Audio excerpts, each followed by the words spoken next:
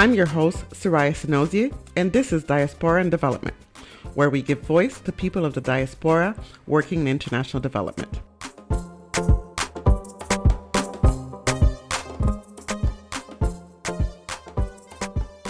For Haitian Heritage Month, Diaspora and Development is excited to bring you something different. In this episode, I'll be speaking to singer-songwriter Sherlee Skai. Through her music and her performances, Sherlee is vocal about the violence and political unrest in Haiti and the treatment of Haitian migrants. She advocates for better immigration policies, an issue dear to her heart as she witnessed firsthand the treatment of Haitian migrants in Del Bio. I first met Sherlee when I helped organize a fundraising gala for a local community organization and was blown away by her voice.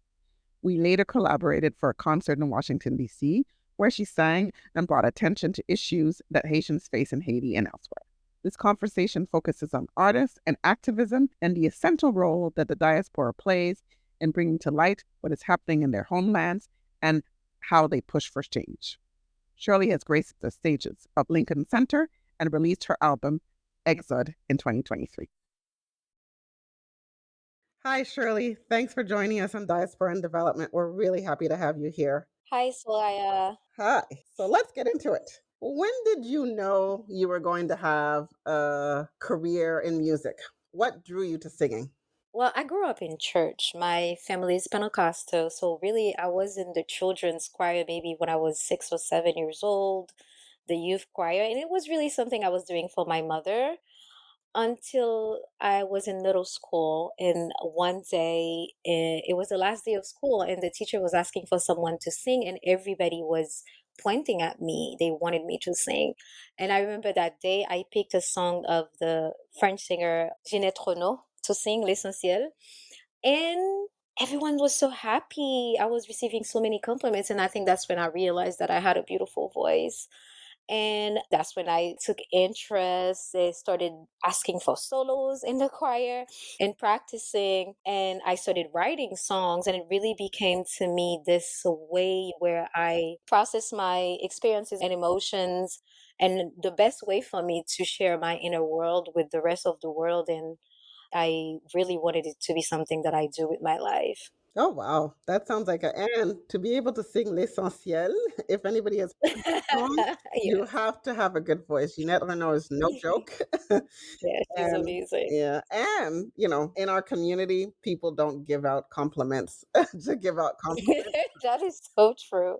Yeah, I think that particular moment was a breakthrough for me. Yeah. Okay. And you know what, like we'll go into a little bit. So you started being interested in music and writing songs and doing solos, etc. But that's the first steps. When was there a aha, I want to be a singer. I want to be a recording artist. When was that? So, as a Haitian artist, as an immigrant, in our family, having a career in music or simply not being a doctor, a lawyer, or an engineer really means that you don't have a career. So, I. Although I knew I wanted to do music, but it wasn't, oh, I want this to be a career. It was something that I wanted to do because it's my passion because of that background of me being an immigrant, especially Haitian. And I think in 2013 is really when I wanted to pursue music as a career because I wrote my first single, Haiti, Haiti Umankim, which means, Haiti, I miss you. And it really confirmed to me my ability to write songs and to sing at a level that I felt like was really worth pursuing. And that's really when I started going about music as a career instead of just a hobby. So you talk about writing Aitiu Makim. I think you started your singing in Haiti, and you said as a child of immigrants, etc. And I think Haiti Makim, you wrote it outside of Haiti. Could you tell us a little bit of the background and how, because even if you grew up in Haiti, they still want you to be a doctor, lawyer, etc. I guess it becomes there's an intensity when you leave. So tell us a little bit about Aitiu Makim. Yes, I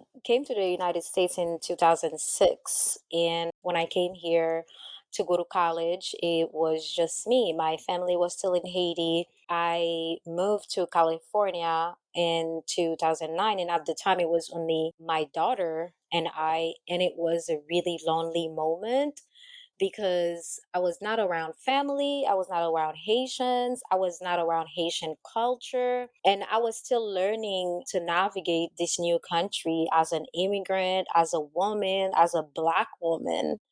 And it really, really, really felt lonely. So Haiti Uma Came is that song where, I talk about the things that we leave behind when we leave home. Mm, So like the food, the Haitian yes. food that we think is the best in the world, and it is. Our family, our friends, the music and everything that really is, who I am as a person. And Haiti Uma Came was the song where I expressed all of that.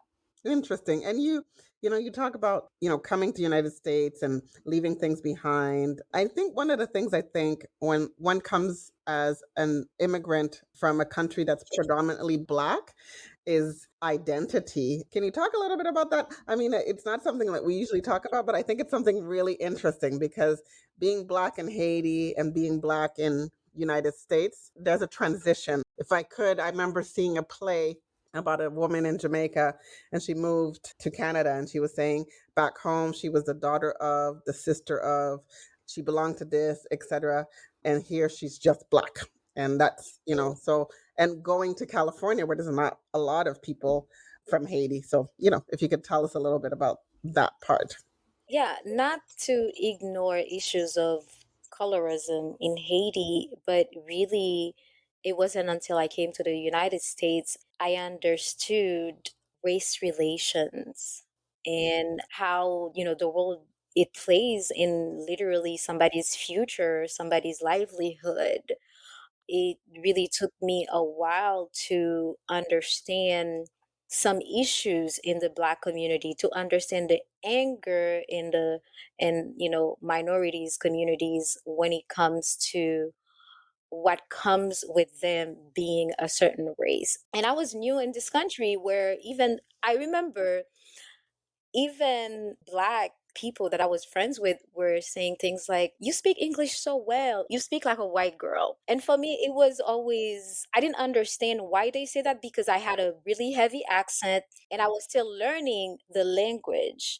And it wasn't until later that I understood the association of speaking properly with white and privileged education, and of course witnessing so many cases of police brutality and learning about the American history when I went to college. That's really when I understood that on top of navigating being an immigrant, I really do have to navigate the intersection of being a Black woman. Cool. So, a couple of years later, after you write Umakin, you have your first album, I think 2016 or 2017, Tutuni, Yes. with deals with conventional themes, missing home, love, etc. Prior to the release of your second album, Exod, in your concerts and social media, you become more vocal about what is going on in Haiti and Haitians outside of Haiti. What led to that transition? I was always drawn to social justice, but that, major shift really happened when I got involved with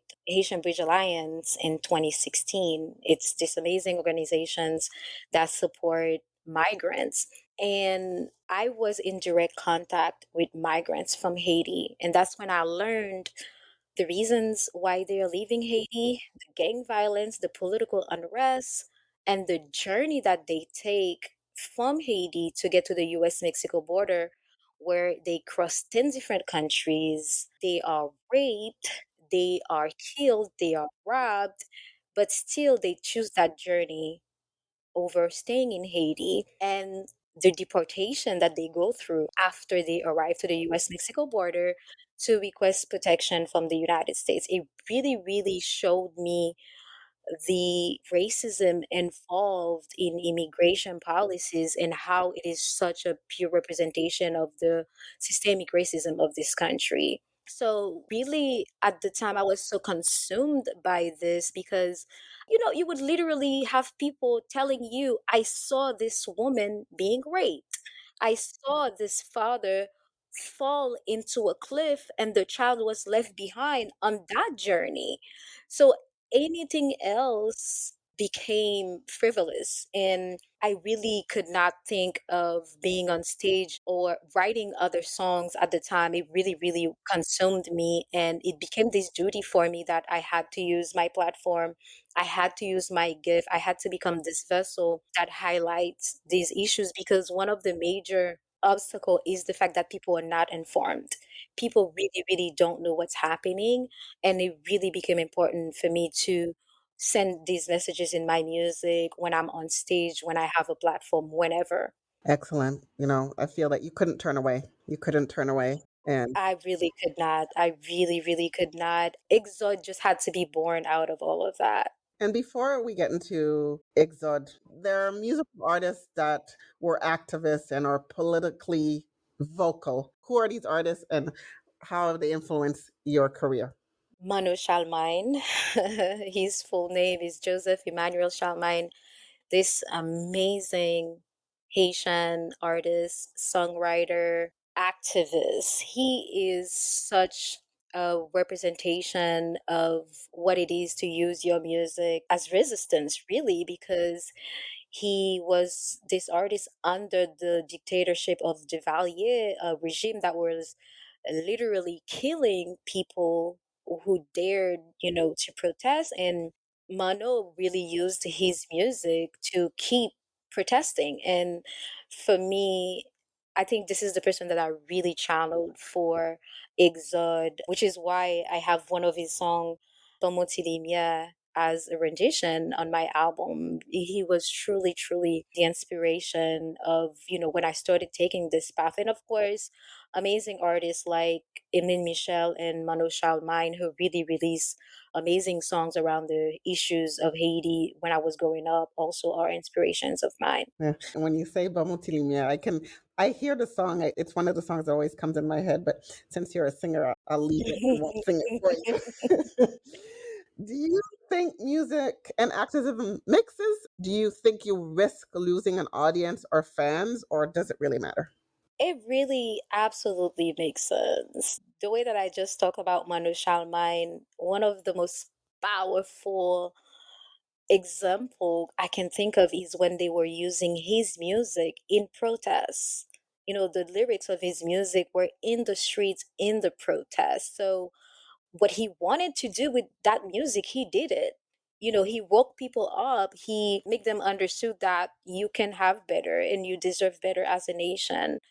So yeah, it absolutely mix. And for me, particularly when it comes to Exod, when the album came out, it confirmed to me that there is an audience who wants this. And if I were to lose fans, I don't think I did, but it really wouldn't matter because it's bigger than me. It's bigger than just wanting to be an artist. It's bigger than popularity. I'm fully aware that if I was doing a different type of music, more towards pop, more towards compa, I would have a lot more popularity, but this is so much more important to me. You could probably have more popularity, but when you think about this type of music, this type of activism, it stays with us forever. Yes. You think about Yes. protests, We Shall Overcome, songs that are still there. You think about Bob Marley, which most of his music is activism, it's still there. Yes. If you think hmm about Lucky Dubé, his music is still there. And then in the 60s and 70s, particularly in Caribbean and Latin America, that protest music still is relevant today. Absolutely. And so many of these issues that they spoke about are still relevant today. Yeah, which is sometimes what gets to me, that we're still talking about the same thing Yes, yes, yes. 40, 50, 60 years later. Later. Tell us about Ixod. What topics are you discussing in the albums? Tell us about a few tracks and what they're saying. This album overall is my advocacy for the liberation of Haiti and its people. And I centered, the Haitian culture. I celebrated Haiti, and also I wanted to call out the internal and external antagonists who are responsible for Haiti's horrible state today. And to do that, I had to look at history. I did that with the song Payim. Payim talks about, the ransom that France demanded from Haiti after Haiti won the war during the revolution. And this money is estimated to be $90 billion in today's money. and it bankrupt Haiti. In Exode, I talk about the corruption in Haiti with a song like Konze. And Konze, a saying that we have in Haitian Creole, si an dan pa bay deyo pa ka pran, which literally means that the politicians that are supposed to protect us so many times are the one who expose us to foreign policies from other countries like the United States, to where they do not have Haitian people's best interests.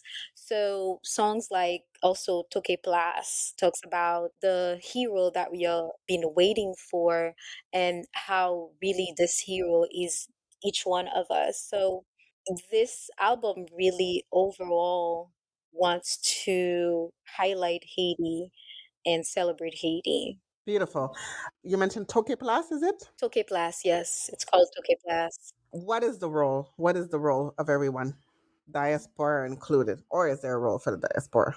Ugh, absolutely. Only in the United States, we have 1.2 million of Haitians. Only in the United States. I don't really know the number globally. So the diaspora is already involved because really we are the ones sustaining our family in Haiti. The country is right now in a state where people are literally imprisoned in their own country. They cannot really work, they cannot do anything that you're supposed to do in a normal life. So we are sending the money to Haiti right now. And when you think about 1.2 million people in the United States who are business owners, who are taxpayers, homeowners, and voters, I think the diaspora really, really has the power to shift foreign policies that, has such a huge contribution in what Haiti is today.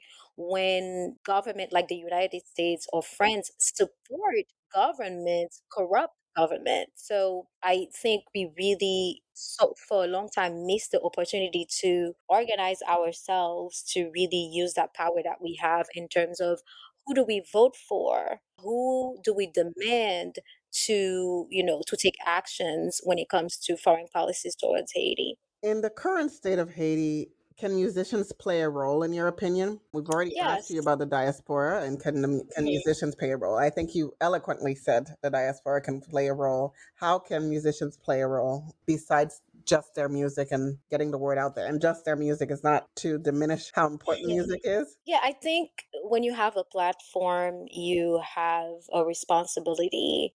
Earlier, when I spoke about how people are not aware, if people are not aware, they don't know what organizations to donate to. They don't know who to vote for towards foreign policies. So I absolutely think, I mean, I understand that not every single artist can be an activist, but for me, and I do believe that for many people, they do have a duty to use their platform to influence people, to bring awareness around these issues.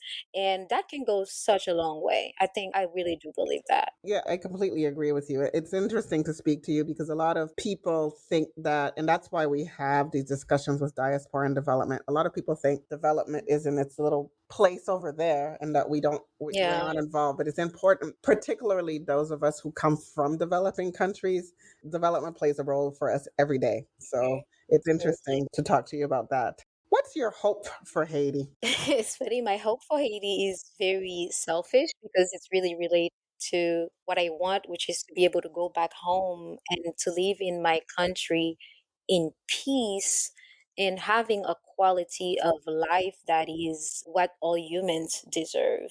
Right now in Haiti, the basic needs such as safety and healthcare. I don't even want to talk about healthcare because it really starts with safety. And right now, 90% of the capital, 90% of Port-au-Prince is controlled by gangs. And there is a literal civil war happening in Haiti. People are dying every day. And it comes to this level where people are not leaving. And I really, really do hope that we can get to a point where Haitians can leave and don't feel the need to leave Haiti to go through this journey and come to the United States, being deported back to Haiti, or people like me who really had the intention of coming to the United States to study, but I never feel like I could go back home.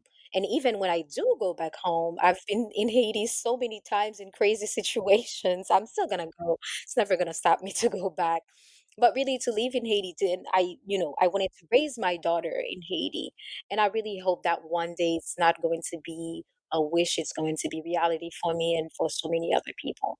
People often say, and I'd like to get your opinion on that. I have my own opinion. Port-au-Prince, c'est pas Haiti. I will share my opinion. Well, if I can't be safe in Port-au-Prince, why should I ignore and just go somewhere else? I mean, a country, if people are not safe in your capital or people are not safe in a smaller city, what's your opinion when people say that Haiti, c'est pas Port-au-Prince, to kind of say the violence is only in Port-au-Prince? Yes, with the interpretation that the violence is only in Port-au-Prince, it makes me think of what Michel Sucard, this amazing Haitian historian, said. He said that in Haiti, there's this class that think that it's like being in a plane, and they think that because they are in first class, if the plane crashes, they're going to be fine. And let me tell you, when the gang violence started, I mean, the gang violence started a very long time ago, but it took a whole different level in, I want to say, 2019, 2020. It was Martissan and a few areas. Right now, it is 90% of Port-au-Prince. And it is because when it was only Martissan, everybody ignored it because it wasn't in Pétionville, it wasn't in Bassin, and they felt like these people were disposable. These massacres could be ignored, and right now it is 90% of Port-au-Prince, and there is a huge gang problem in the Artibonite region that they are not talking about. And I am telling you because we have friends, really, really close friends from this area. It is as bad as Port-au-Prince. It's not just Port-au-Prince, it's so many other regions that And the arteries are cut. Some you cannot get to one area. it's a small country. It's a small country, and when they took over Matissa, they divided the country literally in two areas. You could not go to the south if you were coming, from the north, and vice versa, which is a huge impact on economy in every aspect of life. And to say that Haiti, of course, Port-au-Prince is not Haiti, but what's happening in Port-au-Prince, and let's not lie to ourselves, Haiti is a country where Port-au-Prince is where everything is happening. So many people, if they need a passport, they have to come to Port-au-Prince. If they need a driver license, they have to come to Port-au-Prince. So it really, really plays such a huge role in the country that whatever is happening in Port-au-Prince has a huge repercussion everywhere else in the country. Thank you. You spoke of Mano Charlemagne, you spoke of Emily Michel. Are there any artists or music that speaks to you in the light of what's going on around the world or in Haiti right now? Doesn't have to just be Haiti. Yeah, yeah, absolutely. The music of Bob Marley. Yeah. When I think of his music and when I think of what his music did and the legacy that it left, it makes me think that, what I'm doing can have concrete results. And this is definitely an artist right now that I listen to a lot. What's next for Shirley Sky? What's next for me is I'm currently working on a collaboration with different colleges, universities, and other organizations because I really want to go around and do workshops around the impact of Haiti in the world, what Haiti represents in the world, our history that deserves to be known by every single human being and that has such a huge role in social justice in the world and what is happening in Haiti right now and the connection between the two and really bring awareness around that. That is what is really, really important for me right now. Cool. So, when we close out this really interesting diaspora and development interview, we're going to talk about some of your favorite songs from your album or your singles, perhaps some you've mentioned before. But which song would you pick and why? Uh, it's the hardest question really because every single song is, is my favorite, but it changes.